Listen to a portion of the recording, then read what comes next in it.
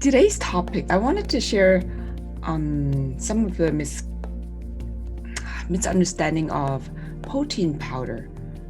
There's so many women who are afraid to take them. And in terms of ingredients in the protein powder, how are they I make this assumption that they're very similar to baby powders. When we have kids, we feed the babies powder, baby formula. So what is, in your opinion, in this field, what are some of the things that we protein powder consumers have to watch out for? In terms of the quality, like how we can tell which one is the most suitable? In terms of the most suitable, that really just boils down to the person's body. Because some people are lactose intolerant, and some people are fine with lactose. Most protein, like whey proteins, right, tend to come from the cow or cow's milk. Okay. And if a person can't take cow milk, then they've got a problem with their stomach. But if they can take cow milk, they're usually fine. The only other additions is that some companies will put extra stuff into their protein powder that has nothing to do with protein. So it's really important to read the back of the label and know what you're putting into your body. And if a person's really unsure, usually they can just ask for samples from whatever the company is, and they can go home and try it. And if it works for their stomach, they're fine. Then usually that's fine. That's great. But if they don't feel good on that protein, then they should. If whey doesn't work for them, they have to try different kinds of whey. Like for you tried concentrate, didn't work for you that well. Then we had to put you on an isolate. So you tried isolate. That worked better. And then recently you've been trying the vegetable, the pea protein. And that seems to work fine for your stomach too. So it's really just mix and match, try what works best for you. Right. So for some of the ladies who are first time, it took me 6 months to really start trying the protein. Like if they don't know a lot of the ingredients in the bottle, and what general brand are there? Like do they follow commercial brand or the ones in the stores, or how can you let them ensure that everything is quite safe? When it comes to protein generally, and you're living here in North America, the food and drug laws, they're pretty fair. I mean, they're not perfect. Nothing ever is, but they're safe enough that we haven't really heard of a lot of cases where people have died because of taking protein powder. You hear about, in contrast, people die from smoking. People die from excess of alcohol. People die from excess of using party drugs. People die from using excess of Advil, Tylenol. But you don't get many people that have died from excess protein powder. I mean, is it possible? Yeah, it's very possible.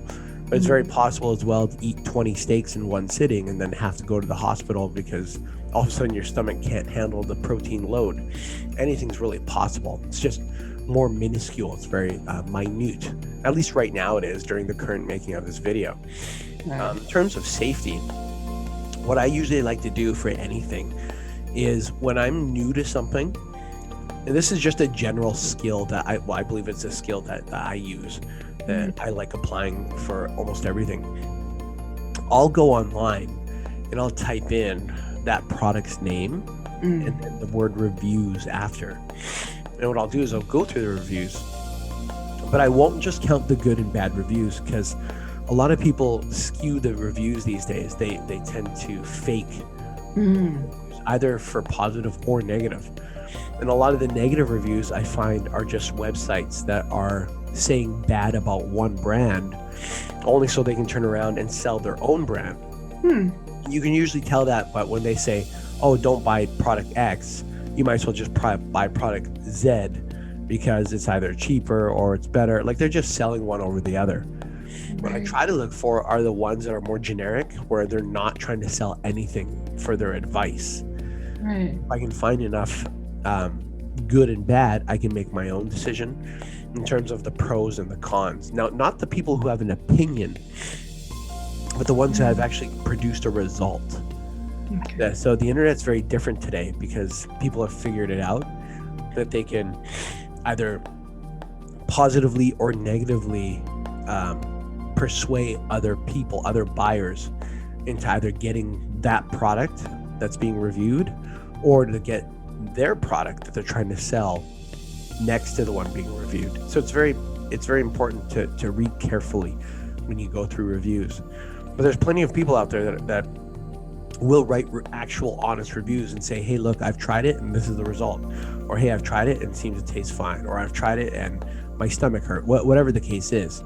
But they'll say it and that's it. End of story. They won't add, oh, well, buy this instead. Right. Sometimes they're legit. Most of the time, or many times, you want to be careful of reading those comments. Right. Yeah, there's so many products out there. Last question. I'd like to know, for protein powder, how long would you try a brand before you figure this is good for you? If it tastes good to me and it settles in my stomach fine, a day or two is good enough. Yes. What about in terms of results? For example, how do you know this is the best one for you in the market? Like we take protein powder because we want to get certain results in our physical body, right? Not just taste good, but in terms of seeing results like muscles growing. If the goal is to shed fat, then usually you can start to see, granted that you're tracking and you're eating right. So this is a two-part question. If I'm managing my food properly, and I am only in the area of trying to lose the body fat, maybe gain some muscle too, but my main focus is to lose body fat, I'll give it 14 days. 14 days.